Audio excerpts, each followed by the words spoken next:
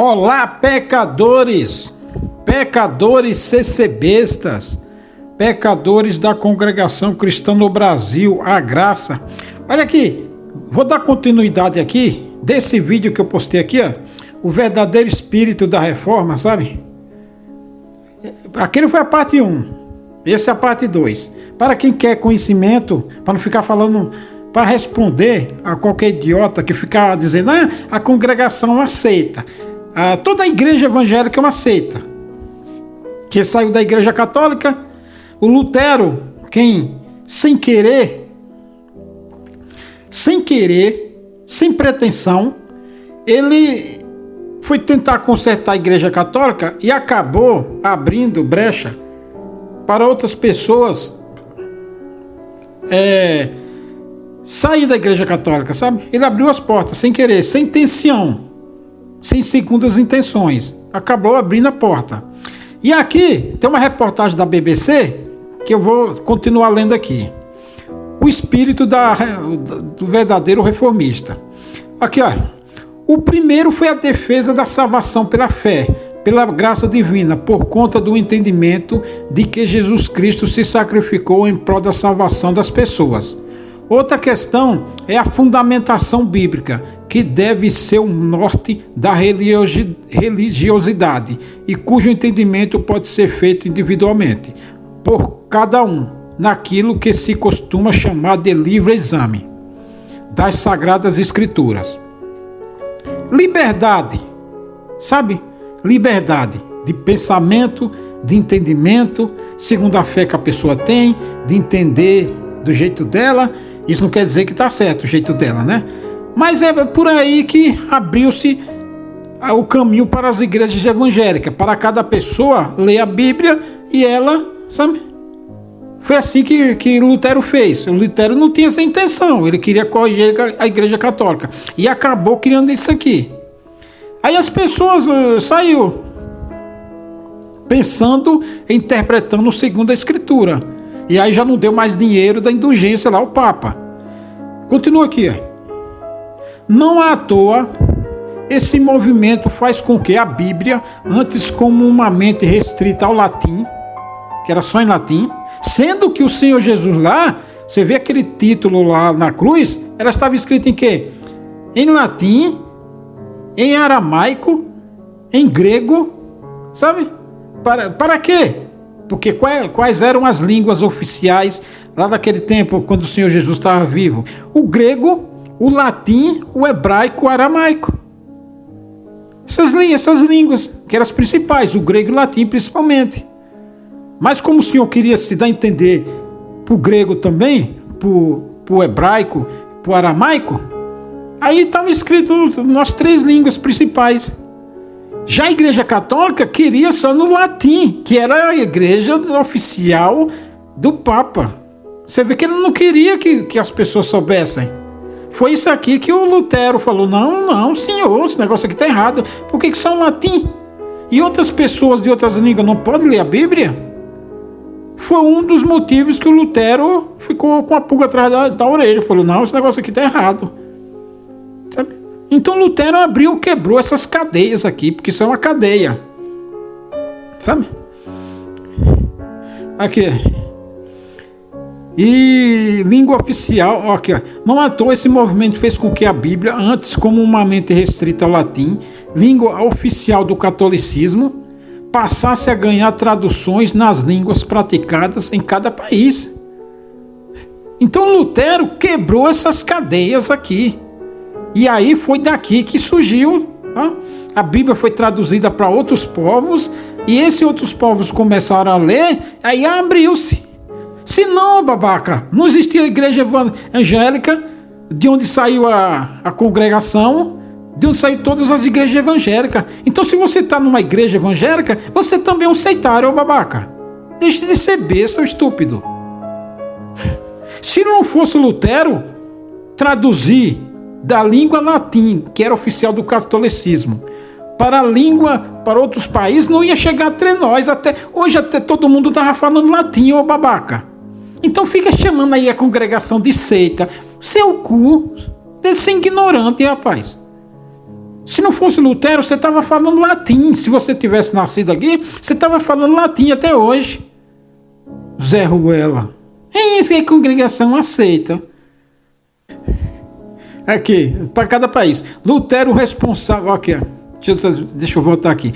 Língua oficial do catolicismo. Passasse a ganhar traduções nas línguas praticadas em cada país. Lutero, responsável pela tradução da escritura para o alemão, em publicação de 1534, é reconhecido como de suma importância também para a consolidação do idioma ali praticado. O sujeito espalhou a Bíblia. Ele é o pai da língua alemã, o pai da pátria, define a historiadora. O terceiro ponto importante é o entendimento do sacerdócio universal, ou seja, a ideia de que não havia diferença entre clero e fiéis. Para Lutero, ele falou, não existe negócio de diferença. Não existe mesmo. A diferença é só o ritual.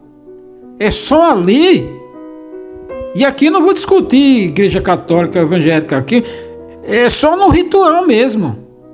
Porque foi essa doutrina que o Senhor Jesus estabeleceu. Não existe diferença entre o sacerdote que está lá no templo, que está na igreja, e o que vai no templo. Não existe. Ali é só um ritualzinho mesmo. Porque todo mundo é igual. Lá na balança, quando for pesar, né, todo mundo é igual.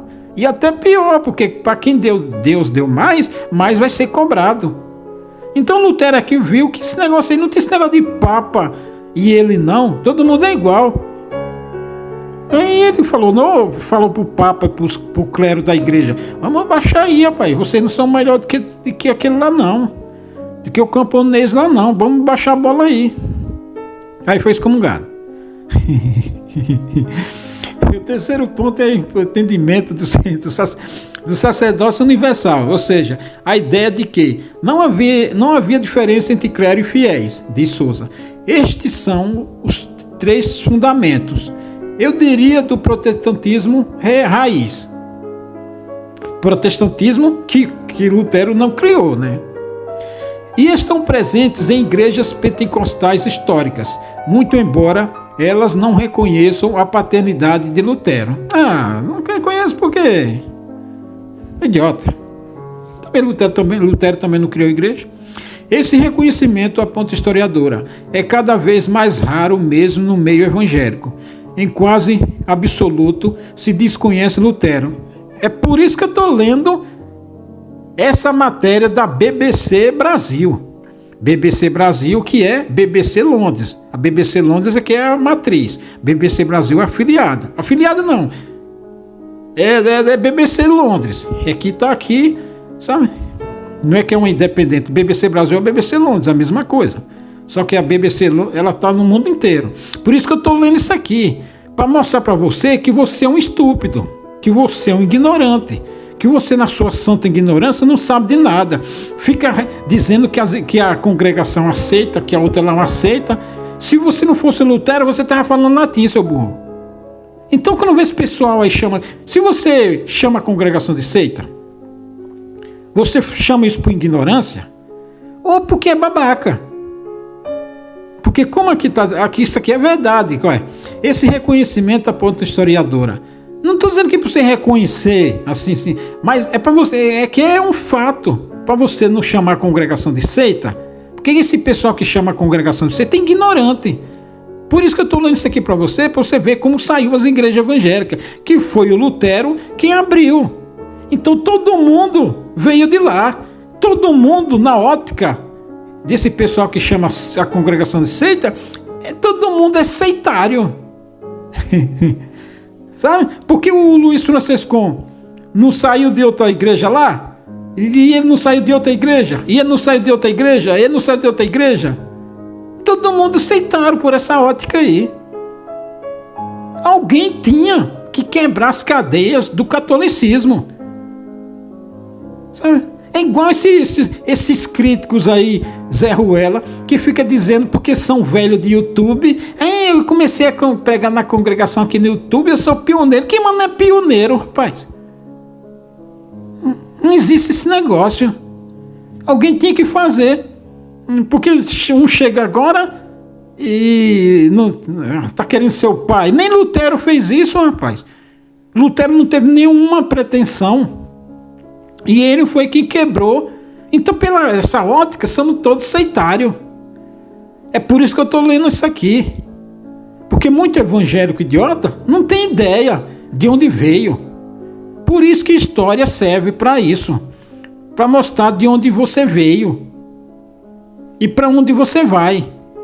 A história serve como ensinamento. Você olha para trás e fala, ó, aconteceu isso com aquele cabra porque ele foi estúpido. Olha, aconteceu aquele de bom com aquele outro cabra porque ele foi esperto, ele foi sábio. Então eu vou fazer por aquele cara que ele foi esperto, que ele foi sábio, que ele teve entendimento. A história serve para isso, para você aprender a ascensão e queda do babaca e a ascensão e ascensão do vitorioso que é sábio. História serve para isso, para você não ser ignorante.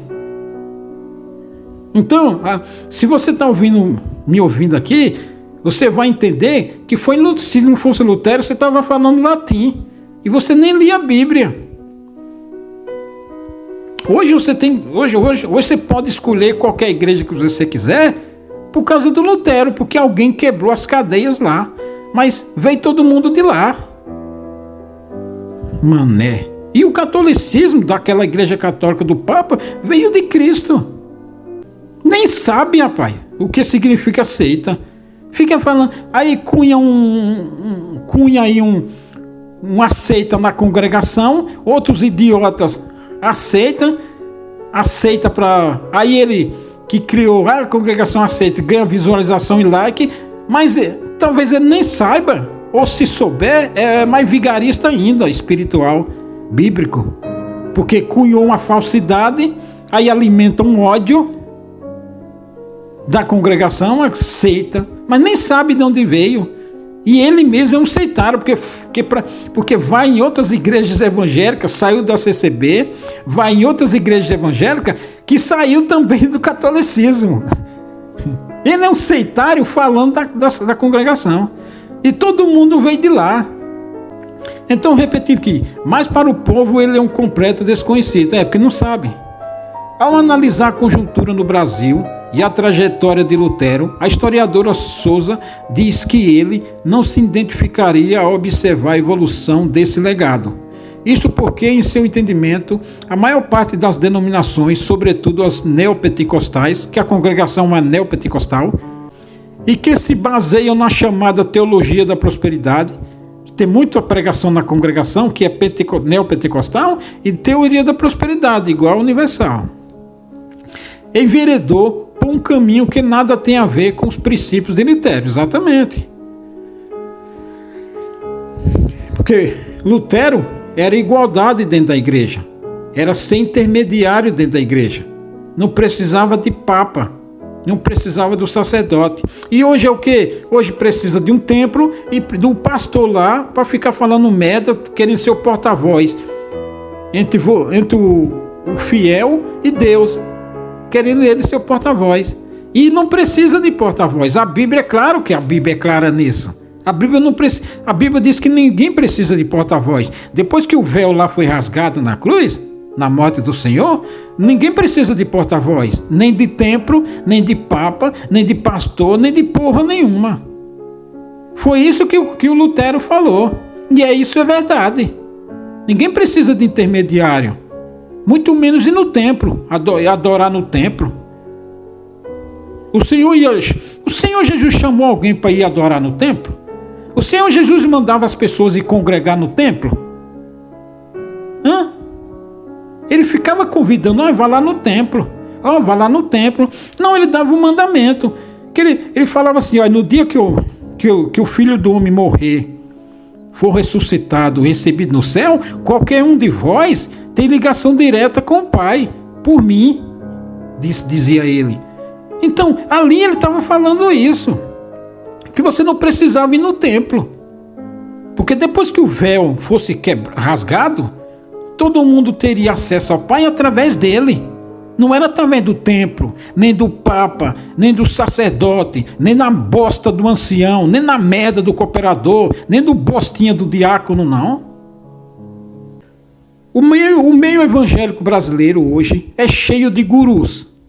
Gurus é o atravessador, é o intermediário, é aquele que quer cobrar, sabe? Para ajudar a pregar o evangelho. Sabe esse pessoal que quer cobrar, que ajuda para pregar o evangelho? Esse é o guru, esse é o atravessador, esse é o intermediário. E por que ele quer ser o intermediário? Para cobrar alguma coisa, para pegar alguma moeda, a moeda da viúva, várias moedas por semana ou por mês, no final do ano dá uma boa grana. Então o guru quer ele ser intermediário. E o Senhor Jesus e o Lutero viu isso, ele falou, não precisa de intermediário. O meio evangélico brasileiro hoje é cheio de gurus, de pastores que determinam basicamente o que as pessoas devem fazer, pensar inclusive em quem deve votar. Diz, não há nada mais distante do pensamento de Lutero do que isso, exatamente. Na mosca, exatamente isso mesmo. Exatamente isso. Se Lutero fosse vivo hoje, ele se sentiria muito mais à vontade, excetuando algumas igrejas como a anglicana e alguns ramos metodistas, numa missa católica do que num culto evangélico. Afirma, essa é a minha opinião. Por causa da distância desse evangelicalismo brasileiro em comparação ao que ele entendia ser uma comunidade cristã. Verdade. Acabou a matéria. Mas é isso aí. Então eu li isso aqui para você saber de onde você veio. Para você não sair falando besteira e caindo na conversa desse pessoal que chama a congregação de seita. E até essas igrejas evangélicas que chamam a congregação de seita.